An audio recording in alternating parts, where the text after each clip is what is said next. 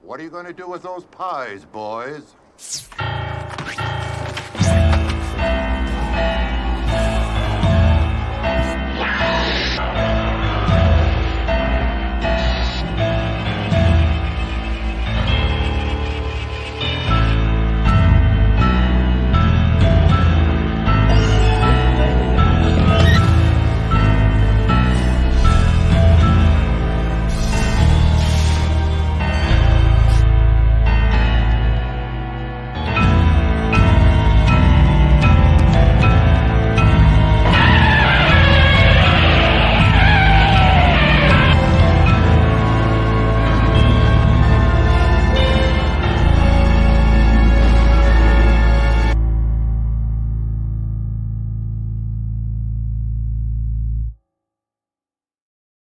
Hello, cadets, and welcome to a very interesting episode of Big Monster Briefing Room. I'm General Lemuel T. Howizter, and as always, my able-bodied assistant is Major Millie Hazzard. Hello, General. I've been waiting for this a long time, at least a year and a half. I'm overjoyed that this is happening, and we have an expert who actually appreciates. You know, I do see that you got the Manos on you. That's a little alarming for me to see. I just put the hand on me so that you would know I'm the master. Okay, but are you sure you're the one who did this? Is there any other sabotage going on? Any saboteurs? Yes. No, I did a little, traced around my hand just like they do in kindergarten, and I made a little red hand for my shirt. Okay, so we don't got to be looking out for Torgo right now. Torgo is not actually here, which is my actual question. We've got the next best thing.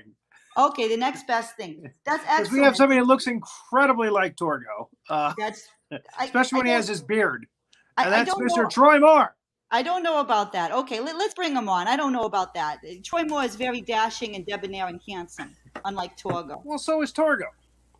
General Lemon Howizter. Well, Lem for short, Lemuel. How are you? I'm good. How are you, T. Roy? Couldn't be better. Good. Tell us a little bit about your experience with this training film. You just saw it for the first time last night, correct? What was your impression? Oh my God. I mean, obviously, on the surface, it's a horrible film, but if you're more intellectual and you can dig deeper into art and see the subjective side of it, it's actually really good. I like it because I like stuff that trolls people, that makes you work to appreciate it. The music in it's really cool. Music sounds like my brain in the morning, And this is my impression too, and we're going to get the general there because the general doesn't appreciate it the way we do. This training film has like you said, it trolls me. Well, it has a cult it's bad following. On every level, freaking level. But it's like The Room, like Tommy Wiseau's The Room. It's just like The Room, but General hasn't seen The Room either. He hasn't. You got to see The Room. You got to walk into that room. Again, when you have bad training films like Plan 9 from Outer Space, at least there's something that's funny there that you can enjoy. But this is just bad. What's funny about this film is that nothing's funny about it. Actually, I can point out something right off the bat that's freaking hilarious. Troy. It's the father. I mean, this dude is an Olympic level goober. I mean, this guy won't freaking take a hint. It takes him to the end of the movie to finally listen to his wife and get the hell out of there. But it's like, how many red flags do you need, guy? I mean, as soon as they show up, the guy's like, I don't know, my master, he won't approve of the children, he doesn't like children. You better go. And the guy's like, oh, we'll stay here, I'm sure he won't mind. Yeah, I'll just assume everything. I'm a moron. And the wife's like, I don't know about this. We gotta get out of here. He's like, oh, shut up, honey. This is the thing about misogyny. Pontius Pilate's wife had the dream and said, don't get involved with the crucifixion. And what did he do? He just went against her. Women are always correct. This training film really exemplifies that. And Troy was very astute to pick that up. You have to listen to the women folk because the women folk understand things at different levels. You can't sleep on a mother's intuition. That stuff comes from the stars. Thank you. And always ask for directions, damn it. And that's one thing you learned from this movie. Let me say something else, General and Troy. Another thing is also, we're talking about big monsters, and maybe, just maybe, this exemplifies the fact that some of the biggest monsters can be human beings themselves, correct? Oh, yeah. Everyone is crazy. I don't go outside. Yes, psychotics are big monsters. That's true. Psychotic cults are big monsters. That's true. Don't drink the Kool-Aid. We can actually spend a lot of time on the commentary because the movie was only an hour and like 6 minutes long. So it felt like longer. The timeline, it felt a hell of a lot longer. Like a minute felt like an hour watching this thing. It really makes you work. It feels like mental push-ups. Just listening to that music soundtrack, which completely doesn't belong with this. I love that. It's like the music that I listen to on Channel 911 on the radio in the morning, the college station or whatever. They play, they call it music to annoy your neighbors with, If anything, if you're going to annoy your neighbors, don't blast trap rap, Put on the college station, Make them work for it. They'll hate you, but they won't know why, Again, with all due respect to people who play the flute, flute solos are not supposed to be in, horror training films. I'm sorry. Flute solos can be wherever the hell they want to be, man. Flute solos are pimps, man. They're mavericks, and they don't make phone calls. People make phone calls for them and connect them. Have you heard Jethro Tull? Jethro Tull knows what he's talking about. I never heard that dude. I just saw him like dancing on one foot on stage, and I was like, yeah, I'm never gonna listen to this dude. Look at all those creepy cults fighting with each other. I'm sure he's really good, but I just saw that and I was like, man, that's gonna turn me into a prehistoric gnome or something if I watch it too long. I don't know. With no brain. I'm sure he's great. I'm not talking smack or anything, You know how like young kids are. Like the first time I was aware of that dude, I was very young and stuck in my ways, and I only listened to early Mozart and Bach. I have very eclectic taste in music. I like a lot of different types of music, but this music does not go with this film at all. Christ, okay, I'll go listen to Jethro Tull tonight, okay? After this, you win. Jethro Tull's not bad. I expected him to be taller. And again, if there's a cult of women fighting each other out in the sand outside somewhere in the Texas desert, fighting slow-mo, hey, Jethro Tull would probably fit. Yeah, he would fit out there. He's let me play a flute solo while you girls smack each other. I kept expecting to hear a story about one of those girls getting their dress on fire because they had open flames on that set all over the place. And so-and-so such and such almost burned alive. And that guy burns his hand at the end, and he's just like, and then he goes Sean Connery on that girl and just keeps slapping her. She's like, you don't scare me. Slap me again. Slap me harder. It's like... Me. Manos says I have to smack you. She asks me to. Manos is a girl, by the way. There were 2 sequels to this movie, both made in 2018. They both starred the little girl, Jackie is her name, Jackie Neiman. I can't remember her last name now. Neal, I think. But she played Little Debbie, the little girl with the dog in the film. And she grew up and starred. You talking about the girl on the zebra cakes? I don't know what that is, but she's the one that goes out and finds the bad dog when she loses her, her little poodle. She's the little girl. The poodle, the poodle. There's only one little girl in the movie. You keep on turning into Kermit the Frog. I hear it in your voice. Every once in a while you go there. Well, that's how I sound. I'm just on here looking for baddies. What you doing? I'm looking for Manos. I'm looking for Manos and some baddies. Leave it to Troy to make fun of my voice. I didn't know if you were doing it intentionally. Make fun of my manly Kermit the Frog voice. Because, you got all these personalities in your head just floating around like, let me drive. Let me drive. You can go to any person you want at any time, Few people have the knowledge that this guy... Jethro Tull is a band. It's not a dude. I used to have a friend in high school whose who used to say, "Hey, Jesus is not a dude." My friend Paul Delgado's dad. Would he just yell that out randomly? Somebody said something like, "Oh man, he's a righteous dude," or something like that. And the guy turned on him on a dime. "Hey, Jesus is not a dude." That is not biblically. That's what is not a dude. That is not biblically. How do you say that word? Biblically? Biblically?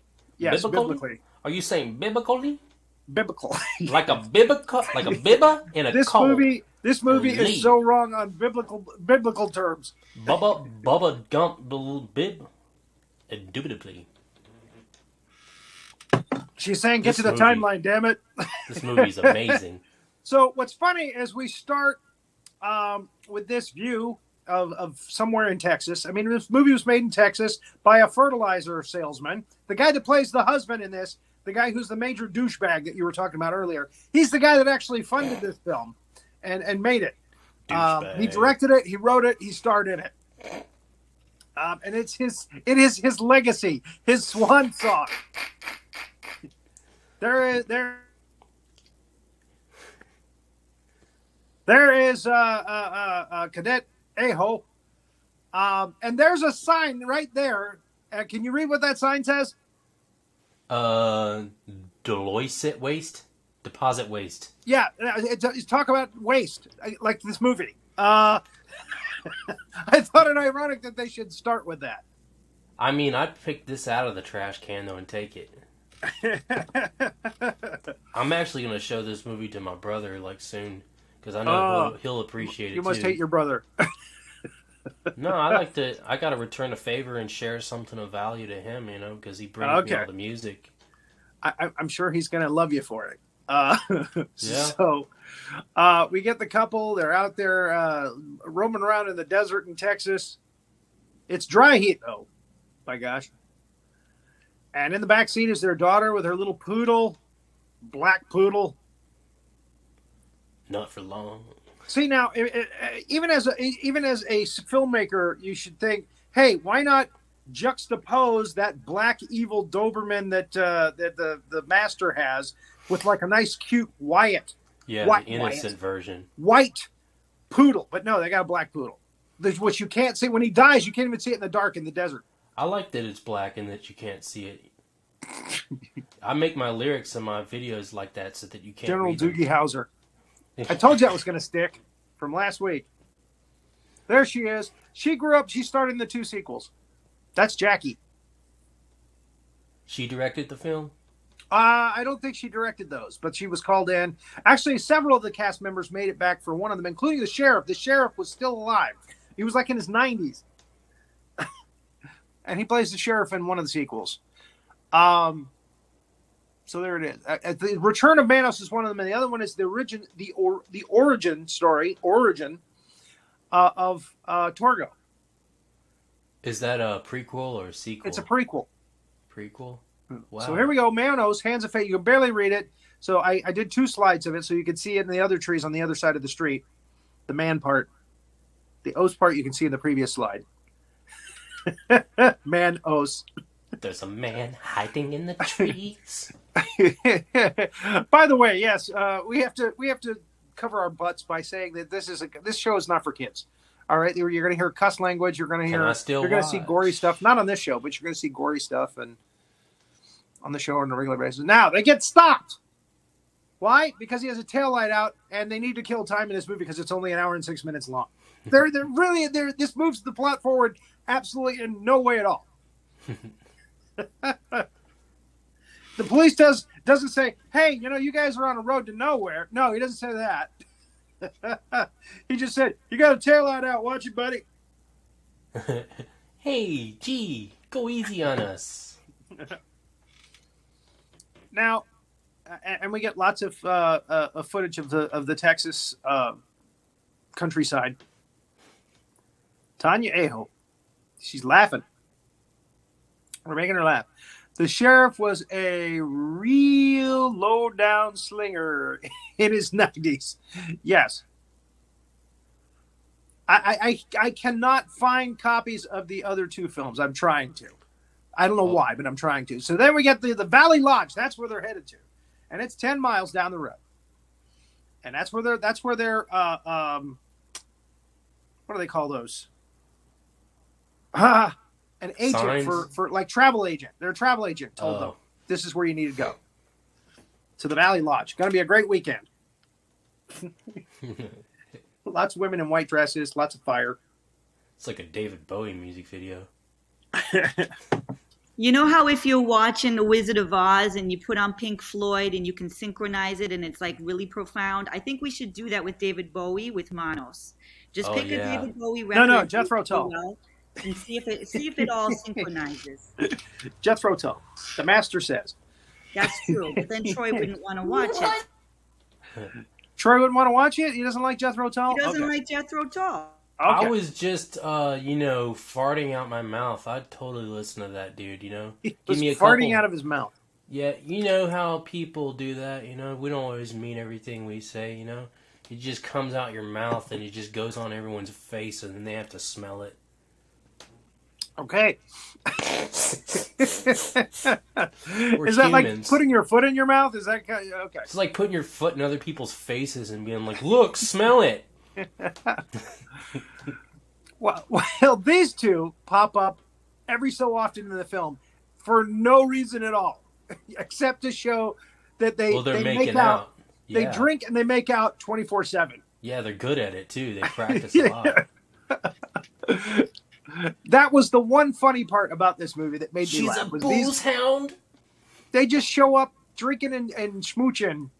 They never take each other's clothes off or anything. They just drink and smooch any time of the day. Morning, afternoon, middle of the night. The sheriff is always rolling up going, "Come on, you guys.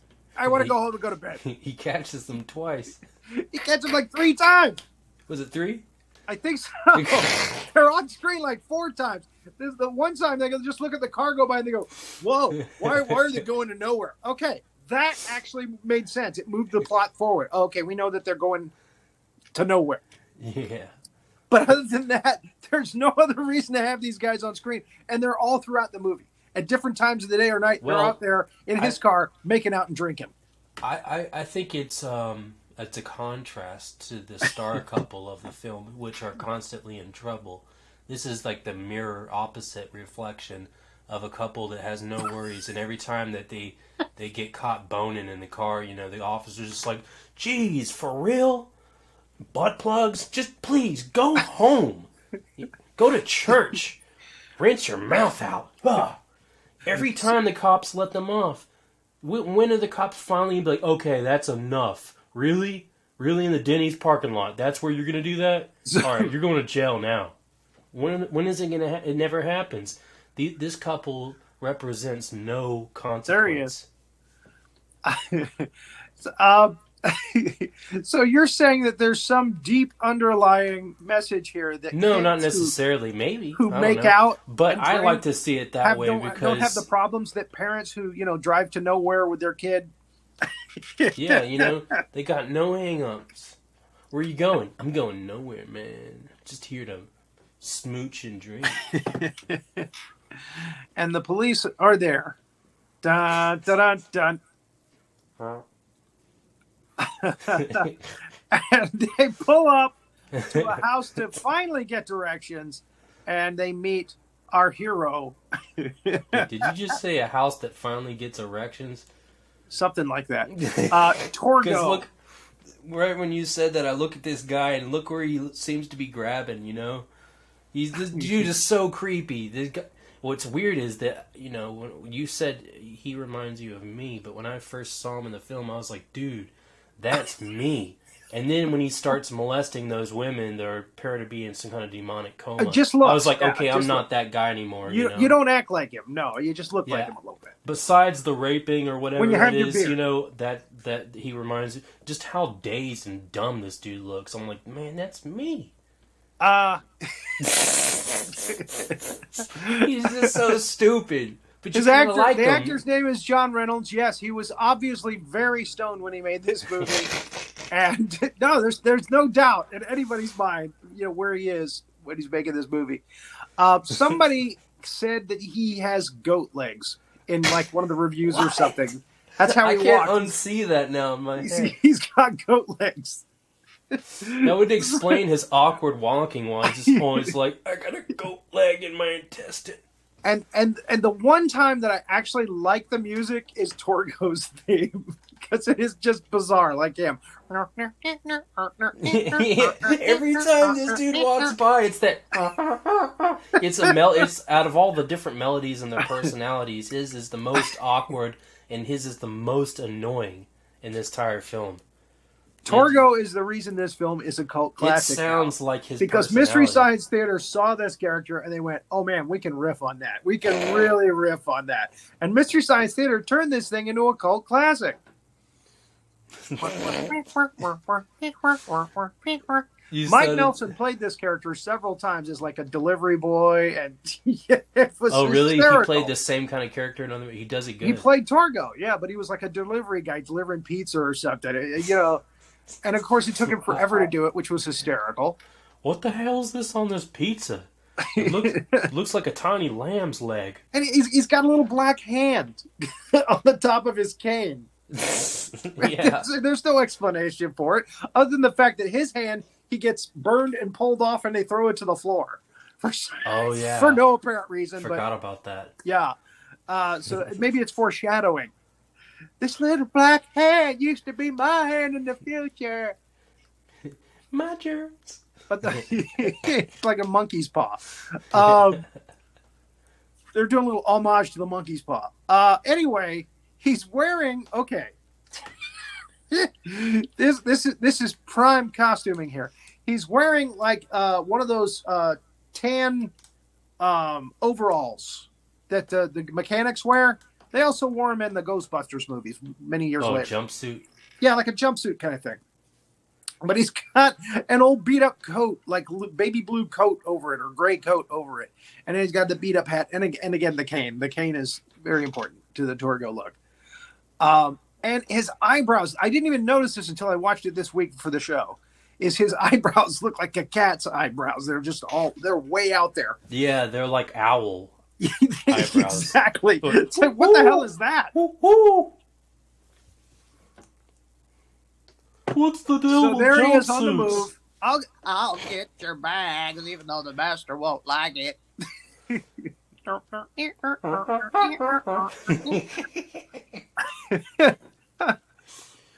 again, they're trying to kill as much time as possible because the film is just over an hour. I know that's what they're doing. We gotta stretch this out. We gotta make. He kind of represents that high school virgin dude, that's just like got acne and awkward and trying to talk to girls but can't quite figure it out yet. And he's just watching all these asshole dudes just kill it every single time, They just go up and like, "Hey, stupid, you want to ride?" How? I guess. And he's just like, "How do you do that?" I think you're reading way too much into this. I'm trying to get my money's worth. Time is money, man. I find all the gold. I know. It's an hour and 10 minutes we'll never get back of our life. And we probably I turned it into something positive, because, let no child go hungry. This movie, has got love to give. Okay. I'm sure if Jackie watches that, I've told her about the show. I invited her to come on. She never got back to me. I'm sure if Jackie watched that, she will be very touched. She will be very touched. There he goes, heading the other way. Does he even know where he's going? The master won't like the little girl being here. And you so think that there is no master. There's just what he calls his horny sex drive, his perverted upper mind or whatever. But no, there's legit a dude down there in a cape dressed like Gomez Adams. Just chilling out on a bed. Gomez Adams. That's perfect, actually. He's like sleepy Gomez Adams down there, just like sleeping away for 1,000 years. They got the original guy to do a scene. I think he passed away before the film was actually finished. But they got the original guy that played the master to do a reprise, to do his thing again. And he looked like the porn star Ron Jeremy. Oh, he was that far down the road. Yeah, well, again, the movie was made in 1966, So, are you doing the frog thing again? You're doing that on purpose, man. 76, 86, 96. So it's 50 years. 50 years later. So he had to be in his 80s. Yeah. Ron Jeremy, all fat with a long mullet, the long curly mullet. So like the penguin from Batman. He does look like a penguin from Batman. He does. Anyway, I noticed that too. They see the wonderful decor in the place here, including the picture of the master with his hellhound. You want to know what I thought when I saw this picture? I was like, that dude's got 2 penises on the left side of his shirt. And there's 3 on the other side. So it's subliminally, that's what they did. So it could be candles on the right, but that's definitely 2 penises on the left. Well, it's the 2 hands. He's got the 2 hands on his. I got one. I only had time to cut one because this was a last minute idea. But he has the 2 hands on his, and he's always raising his arms up so you can see the 2 red hands on the front of his tunic. There, see, I just got one, but he had 2 big hands on the front of his tunic. I'm going to grab you, chicken nugget. There it is. That's what Manos is all about. He's all about grabbing what he wants and burning what he don't. My concubine. The master wants his concubine. So Debbie's really happy with her little poodle there. So excited. She was about 7, maybe, when she made this. And this dude's totally just goggling Torgo's waiting for his tip. Dude's got it in for this dude's wife hardcore. He knows from the start. I believe in miracles. Torgo's waiting for a tip, but that guy's just a major douchebag. Mike, I think his name is Mike. Mike is a major douchebag. The husband? Yeah. Yeah, and again, man, that's the fertilizer. He doesn't listen to a thing she says. She's like, let's get out of here. I don't trust this dude. I mean, he literally said, we can't be here. And this guy's like, man, I'm so damn stubborn. Man, look at my all his cashmere sweater. It's all his fault. I dropped my latte. Let's stay here. But he gets his up comments at the end of the movie. Spoilers. By the way, we do a timeline from beginning to the end of the movie, so there's spoilers here. We're going to show you the whole thing. So, the dog runs out the door. And something kills the dog out there. And he goes and gets a flashlight from the... So you can barely see that black dog out there in the dark. Lighting, it's like a white cow in a snowfield. It's just the lighting is just poor choices. It looks so much creepier that it's black. Poor choices. He comes back. Honey, the dog is dead. But we're staying. He plays it off, too, like it doesn't matter at all. Like, she shouldn't be emotional about it. Like, she has no right to feel feelings for this. He's just like, the damn dog is dead. Get back in there. Stop making a deal about this. Yes. Like, crazy. This dude's a sociopath, man. Yeah, he's a piece of work. he's more evil than the dude with the hands. Yeah. Manos or whatever. Yeah. He's more... Manos looks pretty chill now after watching this dude's behavior. So you can see here on the couch, he's trying to tell him, hey, everything's cool, everything's fine, don't worry. And they're all like, really? Seriously, the dog's dead. I should... And he finally goes, okay, Torgo, take our bags back out to the car. No! And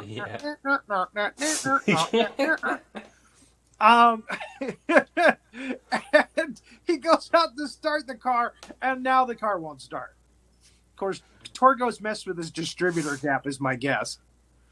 But he's trying to make time with the wife, like you said.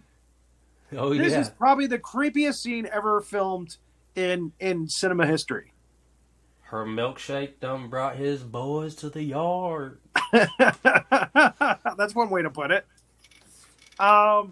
Yeah. He wants her. He lets her know he wants her. Look at that face. You know how slow she was when he starts like kind of feeling on her. Like she's like in her head. She's just like, what to do? This is the Me Too movement beginning right here.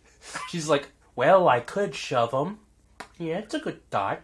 I could run. Ooh, that'd be... Kick him in the I gonads. could run. You probably like that, I could scream. Her inner dialogue's just taking its time, just drinking coffee, assessing how to deal with this situation. Well, meanwhile, this dude, if he was blind, he would by then know every single detail of her face and have a 3D representation in his mind of her face, because she waited that long to finally have a reaction and move back. Yeah. Like, oh shit, this is wrong. I have a husband.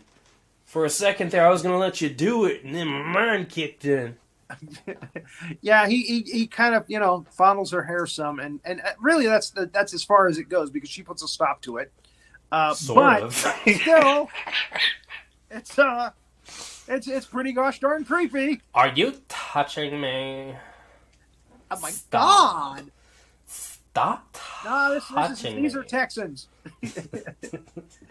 Are you touching me? Kick you right in the nads, boy. I think you might be touching me, but I don't know.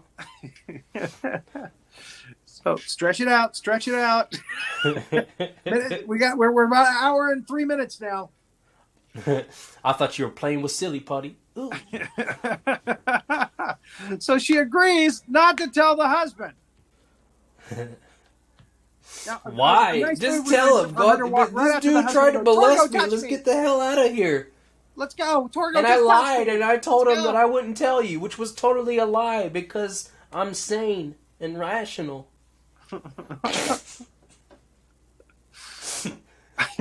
This would have been a much better movie if you had made it Troy. But it's like that Talking Heads album, Stop Making Sense. This movie really runs with that ideology. It stops making sense at every turn. Yeah, the girl, I like that about it. The girl takes the advantage of the parents having their backs to her. She runs outside. I want my puppy. I need my puppy. Where's my puppy? That would be a good song. She runs out. There you go. You got a new song. I want my puppy. I want my puppy. Public service announcement. Lost my puppy. It's a black poodle. You can't see him in the dark. I want my puppy. Yeah. Something. Just give me a writer's credit. I don't need any money. Just give me a little writer's credit. Give me a little nod. So they realize about an hour after she walks out the door, and I'm making that as an exaggeration because the film isn't even an hour. I mean, go out to find her, and she comes back with the hellhound. But the funny part is that the dog is actually very docile. Very nice. That dog dies. Honey, like a get champ. away from that evil-looking dog. Oh, He's that a one? puppy. Is that's not their dog? No, it's the hellhound. It's the master's dog. Oh, okay. So I'm guessing she went down to the basement and saw everything, but it didn't matter to her. She just wanted a dog. Look at this vicious dog I found in the basement, Daddy. But yeah, they should have had her holding that leash, and that dog just roll, roll, roll, roll, roll, roll, roll. Isn't he cute? That's a parrot. That would have been better, much better. Honey, let go of the dog. But I love that the dog's just like, dude, what's up? Yeah, there it is. It's the dog from the picture. Oh, there he is, right there on the right. Yeah, that's him on the right. Yeah, his eyes glow. Yes, so he can find his way around. I bet the dog has its own song for when it's taking a dump. They cut that scene, surprisingly enough.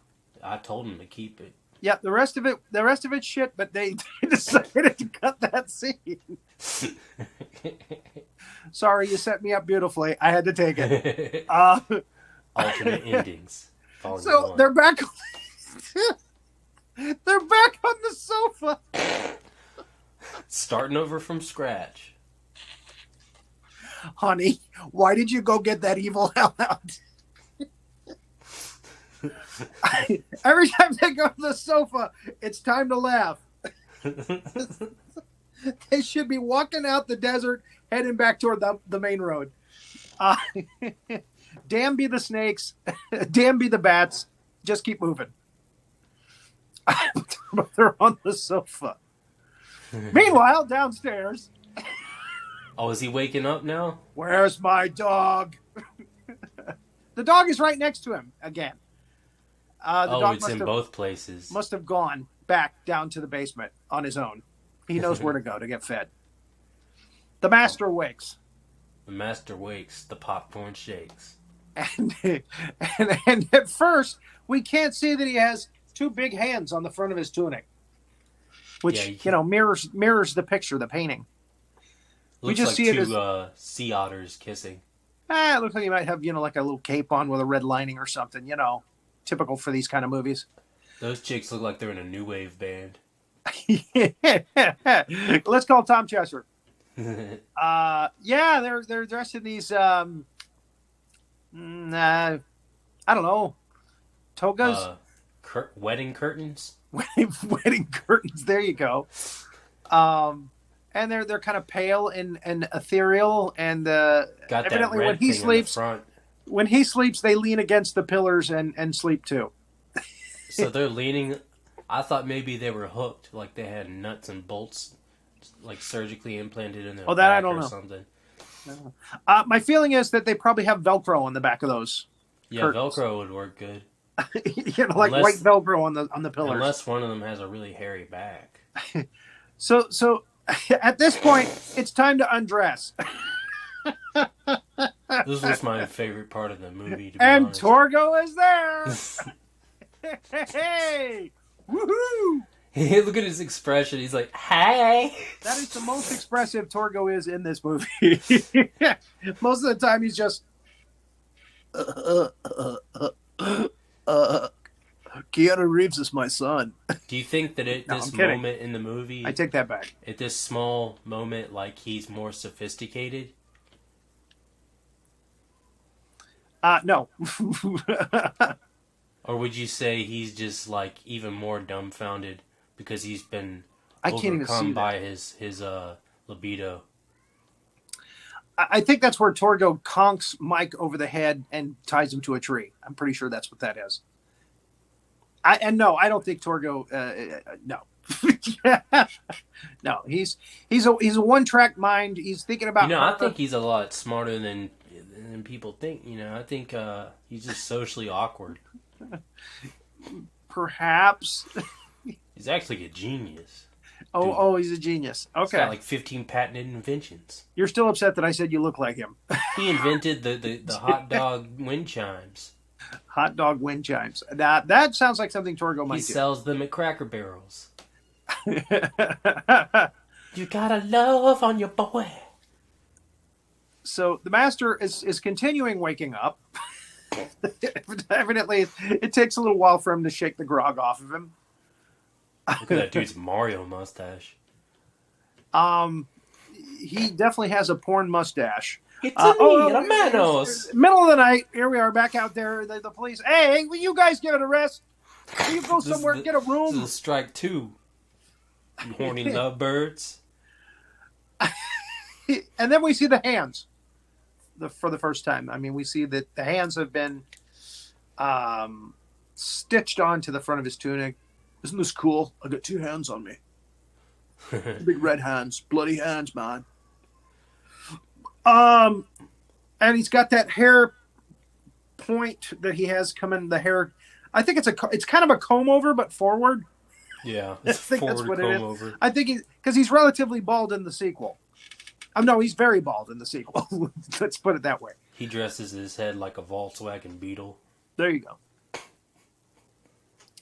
The girls are fighting already. They're talking about, there's a little child here. We do not kill children. The master will not like us to kill children. The master's like, I'm okay with it. But we must fight. that will make the people in the drive-in theaters interested in our movie. Let's fight. And they fight. They're really bad at fighting. They go at it. For some reason, this always reminds me of the Monty Python sketch where they do the Women's Guild doing the war of something or other. And they're all out there fighting in the mud. As women, dressed as women. Me! The sand is pretty thick out there in the desert. Yeah, we're in Texas. Torgo gets his comeuppance from his boss, the master. The master realizes that he wants the woman. Look at Manos' face, and look at that picture. I'm going to use that as my Facebook profile. I think you should use the Torgo one. No, I'm going to use the Manos one. That's not Manos. Manos is the god. This is the master. He is the prophet who calls... What's his name? He just calls him the master. Oh, the master? Yeah. What does he call himself, master? I don't think he calls himself anything. He didn't. I am Doug. I'm James. You will obey me. And slap each other. Probably there's a comedian that does that bit. You don't hear a bad guy and a villain in a movie say, "I am Doug." So who's Manos? I can't remember who did that. Who's Manos again? Manos is the god that they pray to. Oh, okay. Yeah. So when they do the Return of Manos, Manos turns out to be the little girl Debbie when she grows up. But I don't think we're supposed to know that she was Debbie in the first one, because she's all grown up. Anyway, again, the child and the mother are in the bedroom, and the master is at their window, and they see him, and it freaks them out, and they're fighting still out in the desert. The women. And the music. I'm gonna pull your hair. Really good. I'm gonna make you eat dirt. They're so polite to each other. It's like how people would fight if it was mandatory that everyone be on pot at all times. Truth be told, that's one thing he got right about this motion picture. If you have a concubine, this is exactly what's going to happen. Give them all edibles and then start passing He's trying rumors. to stop them. He can't stop them. They're getting away. We have to go after them. Stop fighting, my concubine. You got a concubine. They're going to fight. This dude contradicts himself because he's like, "Stop fighting," and then he starts slapping them around. That's for me to do. That's for me to do, not you. Stop slapping each other. That's my enjoyment. You're hogging all the fun. He's terrible. Anyway, so he's like, we have to go catch these people. Manos means hands is fetish. What does it say? I'm trying to read it. Manos means hands is fetish. No wonder that dude slaps those women's. He's all about the hands. Like, talk to the hands. Talk to the hand from Manos. Manos means hands in Spanish. Yeah. This movie's all about hands. It's the hand god. And you notice how that dude, when he molests that girl, he puts his hands on her? Oh, this is how Torgo dies. They have a little ceremony downstairs where Torgo gets massaged to death. That's how that dude dies? He gets massaged to death. Oh, okay, you want women? All right, we're going to massage you to death. They give him terrible massage, and he dies from it. That's still like a perv's dying wish, though. Yeah, you're telling me you're going to kill me, but women are going to touch me until I think die? Mike, the guy that did this movie, I'll totally die. Yes. and he knew that the pervy stuff would sell tickets at drive-in theaters, because These remember, this is people back are in the time of drive-in pervs, theaters. and they're addicted to McDonald's. Let's give them what they want. So Mike comes and he gets the girls, and they run out into the desert. Torgo's last breath, his hand catches fire, and the master takes his hand off and throws it down on the ground in front of his wives. Plural. Sorry about your Apple hand. They're new. The batteries explode sometimes. I'm going to call Major Millie Hazzard up here to hear her views of what has transpired up to this point.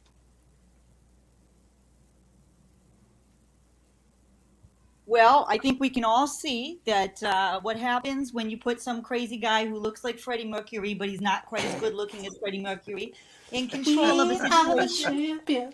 I think you can also. I was expecting him to go into a rendition of fried chicken at any moment, One Vision or whatever. But I'm very this is what happens when you allow people like that to run rampant, and it's always a guy, right? With these cults, it's always a guy. That's what it's always a Jim Jones type, yeah. And he's always exploiting David the Koresh. women. So I'm so glad that the women were trying to stand up to him. He does have quite the sassy concubine. Yeah, they are not. Well, two of them kind of like him, it seems, but that one's just not having they're, his shit. They're trying to gain favor, yeah. Yeah.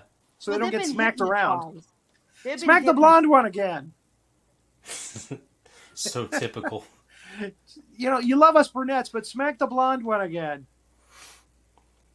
Like Troy was saying at the beginning, there's a lot we can learn about human psychology and the big monsters of humankind, because women and the competition, let me tell you, every woman will tell you, women are very highly competitive, even if it's over this crazy Freddie Mercury knockoff who's totally insane. As long as they think they can get a little power, they're going to rub the other one out. It's just crazy. But he's got two big red hands on the front of his tunic. That's why. That's an alpha tunic right there. Yeah. That lays it on the line. An alpha. Yeah. Oh my God, they're still in the house. I thought they were out in the desert already. Jesus, will you get out of there? The amount of times they sit down to talk about it in this film. There they are. Now they're sitting in the desert where they belong. Come on, we can make it. No, you take Debbie and you go. I can't make it. Go after them. My concubine. Go find them. I sound like Jonathan Harris from Lost in Space. Woo! Sorry. I digressed. This looks like an 80s techno album. Same time, 66, 67. Last time we saw the Space Family Robinson, they were being chased by a concubine of white-dressed women. Da-da-da! And there they go.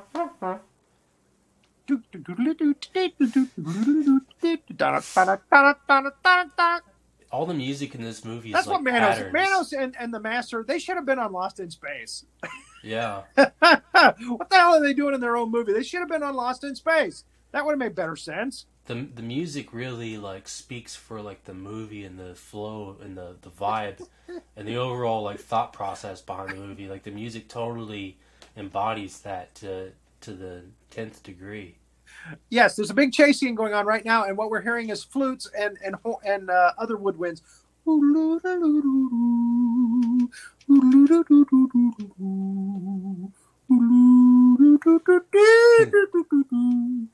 Manos, oh great God, please help my women to find these people who are trying to escape.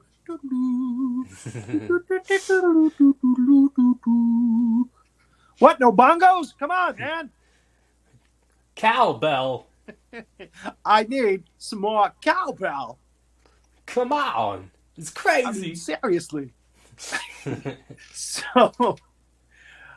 He regrets making that decision to do that sketch. People on the street all the time. Ah, cowbell! Yeah, it's become his face. Yeah. So they're out in the desert. There's snakes out in the desert. He's got a gun, then he shoots it. He shoots the snake. But that's 5 shots now for Manos and his crew, or for Manos the Master and his crew. Now you got me doing it.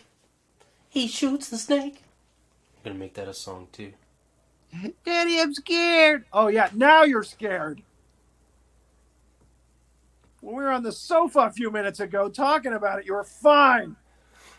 I just realized what situation we were in. The man is going to turn me into a creepy bride. I'm 7. Major Hazzard, any comments on that? What can you say? It's disturbing. We got to protect the little ones. At least some of the concubines stood up. Very At least some of the concubines wanted to protect the little kids, You think the sheriff is going to do something cool like, hey, you know what? Maybe we should go down that crazy house that Torgo's hanging out in front of. Yeah. No. He just flashed the light down there and goes, okay, let's go home. Looks good to me. let's go back to the diner. Everyone's go back to town 12 in this miles movie. Back. Everyone I often wonder what would the world be like if it was populated with personalities like my own. I think this movie answers that question. Was that a gunshot? Nah, let's go back and have a donut. because that's how I would react if I was a cop. I wouldn't care. There's probably a car backfiring. Let's go. What, a car out in the middle of the desert? Yeah, well, you know. Let's go. So they take off. Can you imagine the Three Stooges as police? I really didn't think the timeline was going to last this long. I was hoping we'd have time to do some reading of some critiques of the film. But anyway, so they go back to the house. Maybe we'll have 5 minutes. They go back to the house. The door opens, and boom, the master's there waiting for him. So where you been? Come on. Why did it take you so long to come back? And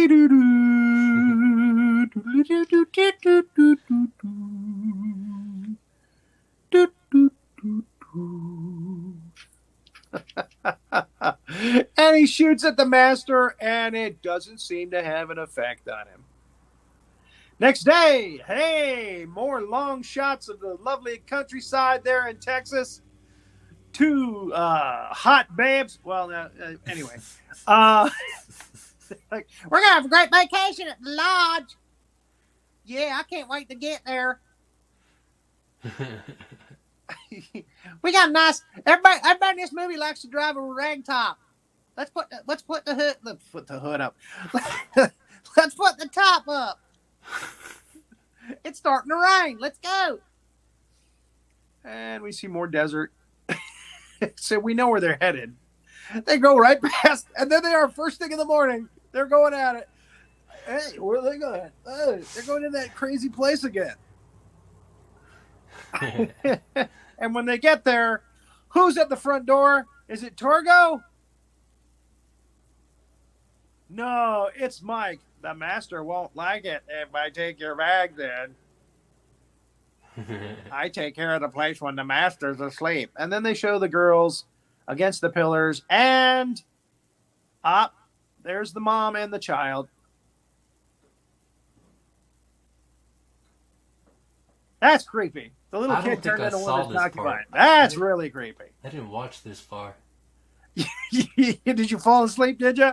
No, I was trying to finish it up a second ago. You know, I was watching it today when I got home from work, but I wasn't able to finish it. I wanted to be a little bit surprised at the end, though. I don't want to know how it ends, you know. So I got pretty far. I got very close to the end. Okay. Yeah. Tom, there he is. Tom, John Reynolds. John Reynolds committed suicide a month after the film was finished. He was dead before the film was released. Wait, what? Seriously. This dude? Yes. Well, this was his magnum opus. This was it. This was his legacy. Torgo will live on forever. This movie, his performance in it was like a mic drop for this dude. He was just out. There you go. Diane McNee, McNee, maybe. McNee. And there he is, Hal Warren. He is the guy that made this movie and starred in it as Mike the douchebag. Yeah.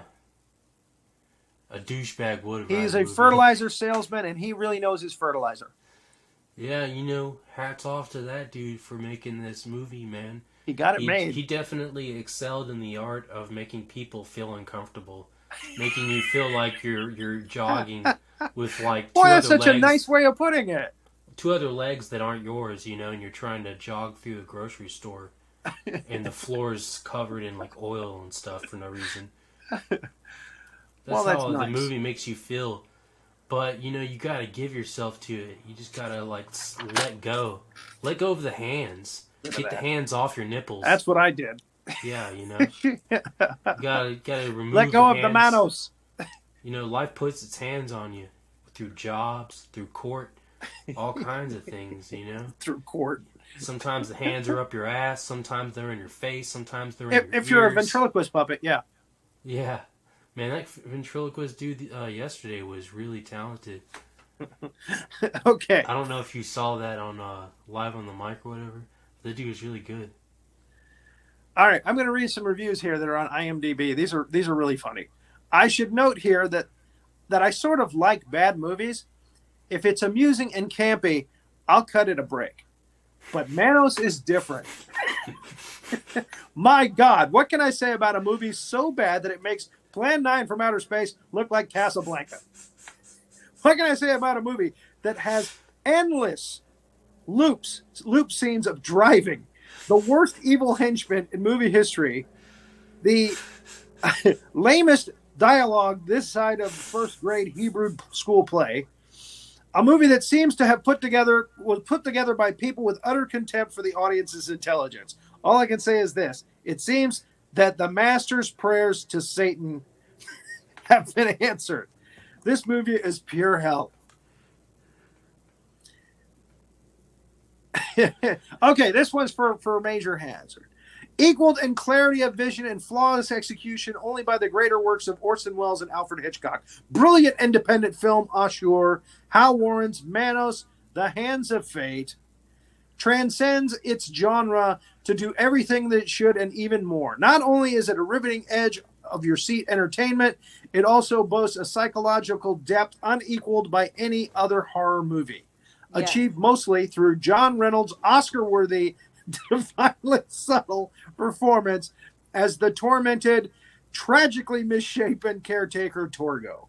Part Quasimodo, part Hamlet, his gentle soul's noble end in which he is massaged to death by a group of terrifying succubi is in luscious robes is unarguably one of the most poignant in motion picture history. It is both a tragedy and a triumph of the human spirit. That's so true, and it's so aptly put, you know. And was I alone with a tear in my eye at the end? Even more. That's the key phrase. Even more. You know, it really delivers, and then it goes above and beyond all of our expectations. Yeah, that was pretty good. That was really beautifully written. When I watch a film for the first time, it is generally quite easy for me to establish an initial opinion of the film at hand. At times, I will come to this very website and submit a rating of the given film, or perhaps I will turn to a friend and give my thoughts on the film, which tend to be quite clear. Well, after reading quite a few extremely hyped reviews and discussions throughout the internet, I decided to try my luck and buy the alleged worst film of all time, Manos, Hands of Fate. Let it be clear that that the reviews does not pertain to the Mystery Science Theater 3000 version of the film. Rather, it applies to the Hal P. Warren's original cut and dry El Paso version of the film, Manos, the Hands of Fate.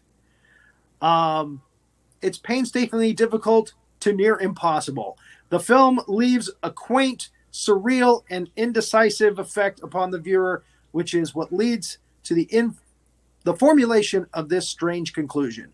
Warren's film opens on a vacation family traveling through El Paso. My God, this review just goes nowhere. What the hell? You're going to give us a synopsis of the film? To be blunt, the film is simply quite technically limited. The film was shot entirely on one camera which is only capable of shooting 60 seconds of film at a time. To say that this hurt the film would be an untrue. If anything, it helped the pacing. Oh God, forget this. I thought this was going to be a funny one.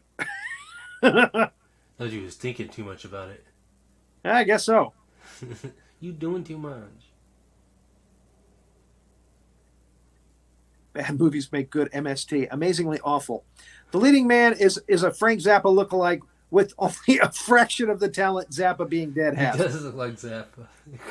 However, the real star of the film is Torgo, a goat man, performed in some of the best walking from one end of the set to another scenes I've ever seen since 1950s Roger Corman films.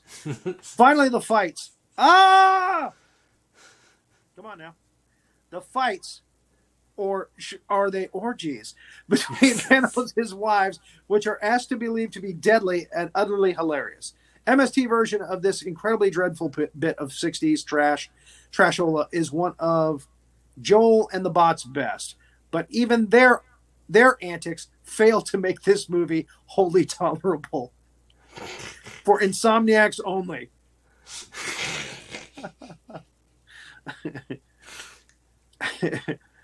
Count the number of slaps the wife gets by the pagan master.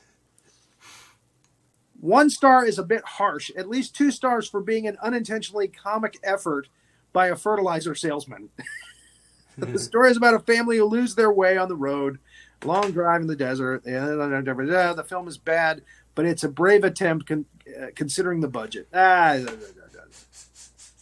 wife's just rubbing Torgo's face. That's the death scene.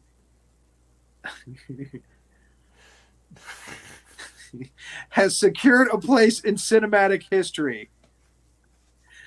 It is of no small magnitude to have your work distinguished in the sea of hundreds of thousands of movies. Hal Warren made what others can only dream of. He made a movie that will be mentioned and even quoted for years and years by cinema fans, a movie that has earned a place in history books. His achievement cannot be understated. Let me offer my explanation of why so many people love Manos. By watching this film, you become part of the psychological experiment in hypnosis. The countless landscape scenes serve as a passage to the hypnotic state one needs to be to appreciate this movie. It is only after entering this trance you will feel strangely attracted to the incoherence of the plot, the vapidness of the acting, the emptiness of the dialogue, and the amateurishness of the visual effects, and the shallowness of the characters. And then the large question mark at the end of the credits is the snap of the finger. You wake up, and only then you realize that you have experienced brilliantly merchants into creating, quite simply, the worst movie ever made. So, there it is. Yes, it is going down in the annals of history. It's epically bad. You know, you got to appreciate that. You got to commend it for. I mean, if you're gonna be bad, you might as well be really bad. I mean, be really good at being bad. Don't just be bad. Yeah, then no one cares because there's a lot of bad people. But if you're really bad, like badder than anything, like that's the Rickroll of movies. The worst. I can honestly say I feel, quality-wise, like they said, the editing. There are jump edit cuts all through this film. Where they cut from the same scene to the same scene. I'm definitely gonna watch it again. It's gonna be one of those movies that I show people. The music doesn't work. The script is. You gotta tie them down and pry their eyes open, make them watch it. Like you said, it makes Ed Wood look like Shakespeare. It's just really bad. But he got the film made. It got made. It went out to theaters. So again, for $19,000, this film was made for $19,000. $19,000. Yes, and I bet he made huge money on the return. Yeah. That's my guess. So you got to give the guy props for that. And again, he spent thanks to Mystery Science just Theater, the it will be talked about alone. for years and years to come, like you said. Yeah. I'm gonna show it to my brother tomorrow. So, all right. Well. We did it. I'm very proud. I'm very happy. We got through it. Thank you so much for doing this. Major Hazzard. This was interesting to say the least. I'm very grateful to you, all of the fans, all of the cult fans of this training film. We all thank you. We're introducing new people to this, all of the different dimensions, all the different vibrations that you write. It's really an adventure. It's a journey, Through the human spirit, through the human psychology, through good and bad. It's really got everything. It's really like a Western. It's kind of like a Western. You got the good guys, the bad guys, you got everything. Although the good guys aren't that good, actually. Never mind. Now, I am told, or the reviews say, that the sequels to this film are even worse. I can't imagine it. I haven't seen them. But again, if you can find Manos Sands of Fate, you can find.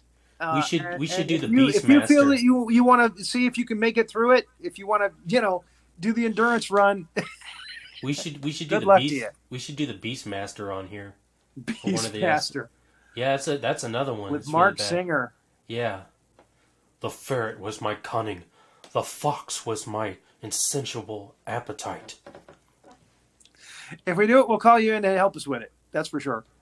That's right. Thank you, everybody. I do need to say that the premiere of Journeys, a brand new show, is coming up right now with MM and Renee. They're going to be talking to Caitlin Avery. She's an author, a very popular author who's written a lot of books. So that's coming up right now. So stick around. All right. You can comment. You can ask questions. and they're gonna talk about some really deep stuff. It's exciting. So we'll see everybody there. Hopefully, I'll be watching. Right on. Right. And you'll be keeping an eye out for those big hands. For the big Manos, for Manos Grande, for Grande Manos. Big red Manos. Okay. Good night, everybody.